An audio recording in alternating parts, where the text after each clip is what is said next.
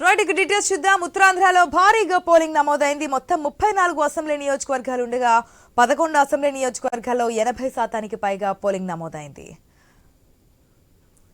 ఇక శ్రీకాకుళం జిల్లాలోని ఎచ్చెర్లలో 87%, నర్సన్నపేటలో 80.50% పోలింగ్ నమోదైంది.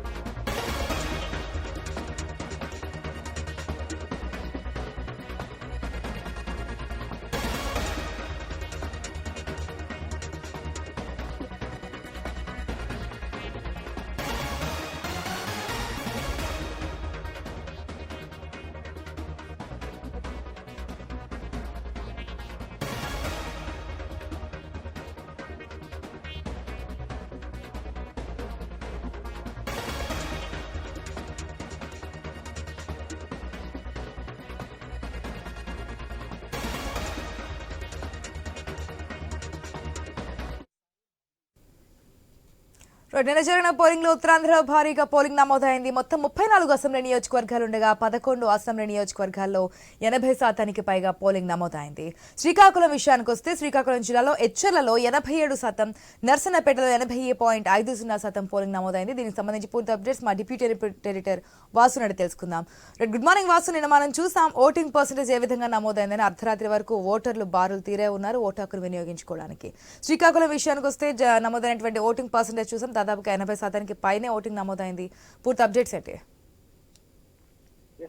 శ్రీకాకుళం జిల్లాకు సంబంధించి మొత్తం ఓవరాల్ చూసుకుంటే అయితే ముఖ్యంగా ఎచ్చెర్ల ప్రాంతంలో 87%, అంటే రికార్డు బ్రేక్ ఎచ్చెర్ల శాతంతో గతం కన్నా చాలా ఎక్కువ పోలైంది. అదేవిధంగా నర్సన్నపేటలో 80.50%, అంటే దాదాపు మొత్తం ఓవరాల్ గా ఎక్కడ చూసినా సరే శ్రీకాకుళం వచ్చి ఇంకా పూర్తి స్థాయిలో మనకి ఇన్ఫర్మేషన్ రావాలి. కాసేపట్లో ఆ మీడియా సమావేశం కూడా వివరాలు వెల్లడిస్తున్నారు. అర్ధరాత్రి వరకు కూడా మొత్తం పోలింగ్ జరగడం జరిగింది. దీంతో ఇవన్నీ కూడా నమోదు చేసుకుని మొత్తం వివరాలు చెప్పే పరిస్థితుంది. నర్సన్నపేటలో కూడా అదే విధంగా పోలింగ్ అయింది. అది విజయనగరం జిల్లాకు వస్తే బొబ్బులి 80%, చీపురుపల్లి 82%, గజపతినగరం 81%, నెల్లిమర్ల 43%, ఎస్కోట 83%. ఒకవైపు శ్రీకాకుళం జిల్లా అదేవిధంగా 87%, యావరేజ్ 80% ఉంటే విజయనగరం జిల్లా కూడా అదే విధంగా, అంటే బొబ్బిలి ప్రాంతాలు, చీపురుపల్లి ప్రాంతాలు, ఈ ప్రాంతాల్లో కూడా గజపతి నగరం వంటి ప్రాంతాల్లో కూడా 80% పైగా నమోదైంది అని అధికారులు వెల్లడిస్తున్నారు. ఇక విశాఖ విషయానికి వస్తే మాడుగ 84%, నర్సీపట్నం 83%, పాయకరపేట 81%, యలమంచిలి 84%. ఈ విధంగా దాదాపు ఉత్తరాంధ్రలో మొత్తం భారీ పోలింగ్, అంటే అర్ధరాత్రి వరకు కూడా విశాఖ నగరంలో అర్ధరాత్రి వరకు కూడా జరగడం జరిగింది. దాదాపు ఉత్తరాంధ్ర ఉమ్మడి 3 జిల్లాల్లో కూడా 34 నియోజకవర్గాలు ఉంటే 11 అసెంబ్లీ నియోజకవర్గాల్లో దాదాపు 80% పైగా పోలింగ్ జరగడం అందరికి కూడా ఒకంత ఆశ్చర్యం గురి చేస్తుంది. ఎందుకంటే గతంలో ఇప్పుడు కూడా ఈ శ్రీకాకుళం వంటి వెనకబడిన జిల్లాల్లో ఎవరు కూడా ఓటేసేందుకు ఎక్కువ ఇచ్చేవాడు కాదు, రూరల్లో వచ్చేవాడు. కానీ ఇప్పుడు నగరాల్లో కూడా పట్టణాల్లో కూడా భారీ ఎత్తున ఈ పోలింగ్ నమోదైంది. దీంతో కూడా అధికారికంగా ఇంకా మిగిలిన ప్రాంతాలు, అంటే యావరేజ్ ఏపీ అంతా కూడా 80% పైగా పోలింగ్ నమోదైందని కూడా చెప్తున్నారు. శ్రీకాకుళం జిల్లాలో ఎచ్చెర్లో 87% అవడంతో పాటు ఈ మిగిలిన ప్రాంతాల్లో కూడా 80% దాటింది. మొత్తం రాత్రి వరకు కూడా అర్ధరాత్రి వరకు కూడా ఇదే విధంగా ఓట్లు వేయడం జరిగింది. మనం చూడొచ్చు, చాలా చోట్ల ఈవీఎంలు మొరాయించాయి. అయితే వాసు, మనం చూడొచ్చు శ్రీకాకుళం జిల్లాలో 80% ఓట్ పోలింగ్ పర్సెంట్ నమోదైంది అంటే దాదాపుగా భారీగా నమోదైనట్టే మనం చూసుకోవచ్చు. ఈ స్థాయిలో పోలింగ్ పర్సెంటేజ్ నమోదు కావడానికి ఏదైనా రీజన్స్ ఉన్నాయనుకోవచ్చా? అంటే అక్కడ పోటీ చేసే క్యాండిడేట్స్ కానీ, లేదంటే పోల్ మేనేజ్మెంట్ విషయంలో కానీ, ఓటర్లను పోలింగ్ బూత్ వరకు తీసుకొచ్చే అంశాలు కానీ, అవన్నీ కూడా ఒక వైపు అయితే అవేర్నెస్ బాగా పెరిగింది. ఎలక్షన్ కమిషన్ ముందు నుంచి కూడా ఓట్లు చెక్ చేసుకోమంటాం, ఓట్లు విషయంలో కూడా అవేర్నెస్ పెంచడం. దీంతో మనం చూసాం, ఇప్పుడు చూడని విధంగా ఉత్తరాంధ్రకి క్యూ పెట్టారు. హైదరాబాద్, చెన్నై, బెంగళూరులో ఉన్నటువంటి వాళ్ళందరూ కూడా ఎప్పుడో సంక్రాంతి పండగకి అంత భారీ ఎత్తున ట్రాఫిక్ జామ్ అయ్యి టోల్ గేట్ల వద్ద చాలా ఇబ్బంది పడే పరిస్థితి కనిపించేది. సంక్రాంతి సమయం మరోసారి కనిపించింది. మరో సంక్రాంతి అంటే ఇది ఓట్ల సంక్రాంతిగా కనిపిస్తుంది. ఎక్కడెక్కడ ఉన్న వాళ్ళు లక్షలాది మంది వచ్చి ఓట్లు వేయడమే కాకుండా నిన్న ఈవీఎం మొరాయించినప్పుడు కూడా ఒక్కొక్కరు 2-3 గంటలు క్యూ లైన్ నిలబడ్డారు. చాలా చోట్ల ఫెసిలిటీస్ కూడా వాటర్ కానీ టెంట్లు కానీ ఏమీ లేకుండా ఉన్నప్పుడు కూడా ఉత్తరాంధ్రలో వాళ్ళు లైన్ లో నిలబడి సాయంత్రం వరకు కూడా లైన్ లో నుంచి చేశారు. కొంతమంది మధ్యాహ్నం నుంచి వచ్చారు, 3 గంటల నుంచి కూడా మళ్ళీ ఫ్లో పెరిగింది. పెరిగేటప్పటికి 6 గంటల లోపు వచ్చిన అందరూ కూడా అర్ధరాత్రి అయినా 11 అయినా 10 అయినా వేసే అవకాశం ఇవ్వడంతో రాత్రి 11-12 గంటల దాకా కూడా ఓట్లు నమోదవుతూనే ఉన్నాయి. ఇంత చైతన్యం, ఇంత స్థాయిలో 80% బాగా జరగటం ఒక విధంగా అవేర్నెస్ పెరగటం అని చెప్పాలి ఆశ.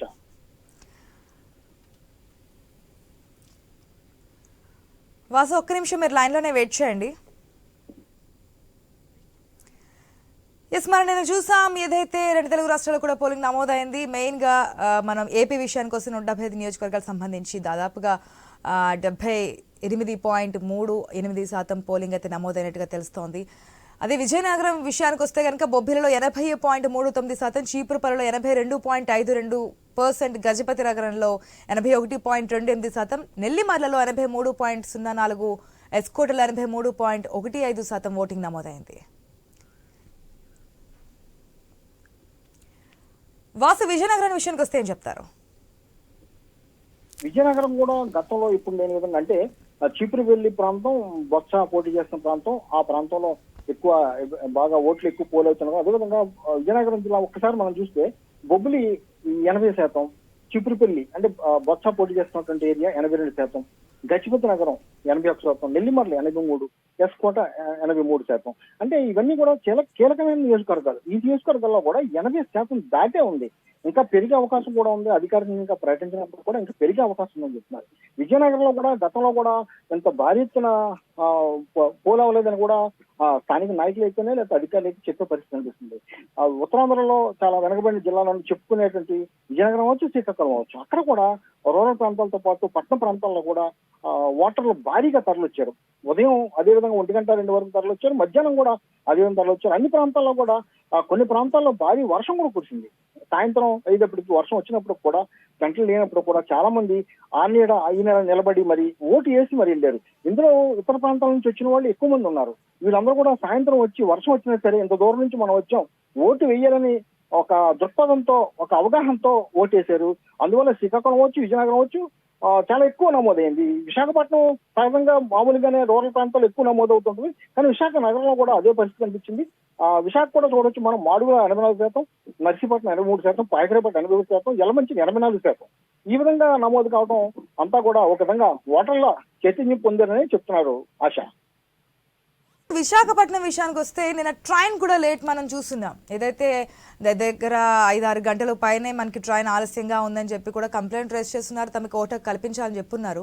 అయినప్పటికీ విశాఖలో మనం పోలింగ్ పర్సంటేజ్ చూస్తున్నాం. దానికి సంబంధించి ఏమన్నా వారందరూ చేరుకున్నారా? ఓటర్లు సంబంధించి ఏం చెప్తారు? విశాఖ మనం చూసాం, పాపం వాళ్ళు ట్రైన్ నుంచి మీడియాకి సమాచారం అందించారు, ఎన్నికల అధికారికి విజ్ఞప్తి చేయమన్నారు. అయినప్పుడు కూడా 5 గంటలు లేటుగా రావడంతో వాళ్ళంతా చెల్లాచెదురయ్యే పరిస్థితి ఉంది. కొంతమంది మాత్రమే ఆ ఓట్ల కేంద్రాలు చేరుకోవడం, వాళ్ళు అనుకున్నట్టు ఓట్లు వేయడం జరిగింది. భారీ స్థాయిలో కొన్ని వందల మంది ఆ ట్రైన్ లో ఉన్నారు. వాళ్ళందరూ కూడా విజ్ఞప్తి చేసినప్పుడు కూడా సమయం అంత అనుకూలించలేదు. అదే సమయంలో భారీ వర్షం కూడా కురవడంతో విశాఖలో అంతా కూడా చెల్లాచెదురయ్యే పరిస్థితి అనిపించింది. విశాఖలో రాత్రి 11 వరకు కూడా ఈ ఓట్లు జరుగుతూనే ఉన్నాయి. రాత్రి సాయంత్రం 6-7 గంటల నుంచి కూడా వర్షం కురిసింది. 8-9 గంటలకు కూడా మొత్తం అన్ని ప్రాంతాల్లో కూడా చిన్న జల్లు పడటం, గాలి దుమ్ము రావడం కూడా జరిగింది. టెంట్లు కూడా కొంచెం కొట్టుకుపోయే పరిస్థితి ఏర్పడింది. అయినప్పటికీ కూడా ఓటర్లు ఎక్కడ చెల్లా చెదురు కాకుండా 9 అయినా 10 అయినా 11 గంటల వరకు కూడా ఓట్లు వేస్తూనే ఉన్నారు. విశాఖ నగరంలో కూడా గతంలో ఎప్పుడు లేని, ఎందుకంటే విశాఖ నగరం హైదరాబాద్ స్థాయిలోనే అదే విధంగా ఓట్లు వేసేందుకు బయటకు రారు వాళ్ళు ఎవరు కూడా, అంతా విద్యావంతులు అనేది ఒక నానుడు ఉంది. అది పక్కన పెట్టి ఈసారి అయితే భారీగా తరలొచ్చారు, బయటకు వచ్చారు. విశాఖ మొత్తం విశాఖ నగరం అంటే విశాఖ పార్లమెంట్ పరిధిలో భారీగానే నమోదైంది ఆశ. దీని ఎఫెక్ట్ ఏమనుకోవచ్చు? 2019లో మనం చూస్తున్నాం, అప్పటికంటే ఈసారి విశాఖలో భారీగానే మీరు చెప్పిన విధంగా ఓటింగ్ పర్సెంటేజ్ అయితే నమోదైంది. సీఎం జగన్ చేసిన కామెంట్స్, విశాఖలోనే నేను గెలిస్తే కనుక ఇక్కడే ప్రమాణ స్వీకారం చేస్తాను, దీన్ని అభివృద్ధి చేస్తాను, ఇక్కడికే పరిశ్రమ, ఇదంతా ఎఫెక్ట్ ఏమైనా కనిపించింది అనుకోవచ్చా ఈసారి ఓటింగ్ పర్సెంటేజ్ పైన? అంటే ఓటింగ్ పర్సంటేజ్ పెరగడం పట్ల ఇరు ప్రధాన పార్టీలు, కూటమి అవ్వచ్చు లేకపోతే అధికార పార్టీ అవ్వచ్చు, ఎవరి వాదనలు వాళ్ళకు ఉన్నాయి. విశాఖలో రాజధాని ఏర్పాటు చేస్తాను, పరిపాలన రాజధాని ఎక్కడి నుంచో పరిపాలన చేస్తాను, ఎక్కడి నుంచో ప్రమాణ స్వీకారం చేస్తానని జగన్ ప్రకటించినందున వల్లే ఈ స్థాయిలో వచ్చిన వైసీపీ చెప్పే పరిస్థితి కనిపిస్తుంటే, వైసీపీ ఇక్కడ భూ కబ్జాలు లేకపోతే రుషికొండ మొత్తం దాన్ని అంతా కూడా బోడుగుని చేయటం, ఈ తరహా ఈ తరహా సమస్యల వల్లే ఈ తరహా దీనివల్లే వ్యతిరేక ఓటు వచ్చిందని కూటమి చెప్పే పరిస్థితి కనిపిస్తుంది. ఏదైనప్పుడు కూడా ఎవరికి ఏ ఓట్లు పడినాయి, ఎంత పర్సెంటేజ్ పెరిగింది, ఎందుకు పెరిగింది అనేది మనకి లెక్కింపు తర్వాత కానీ మనకు అర్థం కాదు. ఎవరి వాదనలు వాళ్ళకు ఉన్నాయి, ఎవరి ధీమాలు వాళ్ళు వ్యక్తం చేస్తున్నారు. మొత్తానికి సీఎం అయితే ఇప్పటికీ చాలా సార్లు పునరావృతం చేశారు, ఆయన చెప్పారు, పునరుద్ఘాటించారు. విశాఖ నుంచే నేను పరిపాలన సాగించబోతున్నాను, విశాఖలోనే నేను ప్రమాణ స్వీకారం చేయబోతున్నాను. మనం చూసుకుంటే భీమిలి మొత్తం నియోజకవర్గాల్లో అభ్యర్థులు కూడా, వైసీపీ అభ్యర్థులు కూడా అదే హైలైట్ చేశారు. ఎంపీ అభ్యర్థి అవ్వచ్చు, ఎమ్మెల్యే అభ్యర్థి అవ్వచ్చు, ఎక్కడి నుంచో పరిపాలన సాగిస్తారు, మన అభివృద్ధి అవుతుంది, విశాఖ అభివృద్ధి అవుతుంది అని చాలా గట్టిగా ప్రచారం చేశారు. ఈ నేపథ్యంలో వాళ్ళంతా చెప్పేది కేవలం విశాఖ వస్తున్నారు జగన్, అందువల్ల ఈ భారీ స్థాయి మాకు మెజార్టీ తగ్గబోతున్నారు వాళ్ళు చెప్తున్నారు. ఇదంతా కూడా వ్యతిరేకత అని ప్రతిపక్షాలు చెప్పే పరిస్థితి కనిపిస్తుంది. ఆశ. Right Vasu, thanks for the update. Right, ఇక ఉత్తరాంధ్ర గురించి తెలుసుకున్నాం కదా. ఇక ఉమ్మడి తూర్పుగోదావరి జిల్లాలో కూడా భారీగా పోలింగ్ నమోదైంది. మొత్తం 19 అసెంబ్లీ నియోజకవర్గాలు ఉండగా 10 అసెంబ్లీ నియోజకవర్గాల్లో 80% పైగానే పోలింగ్ నమోదైంది.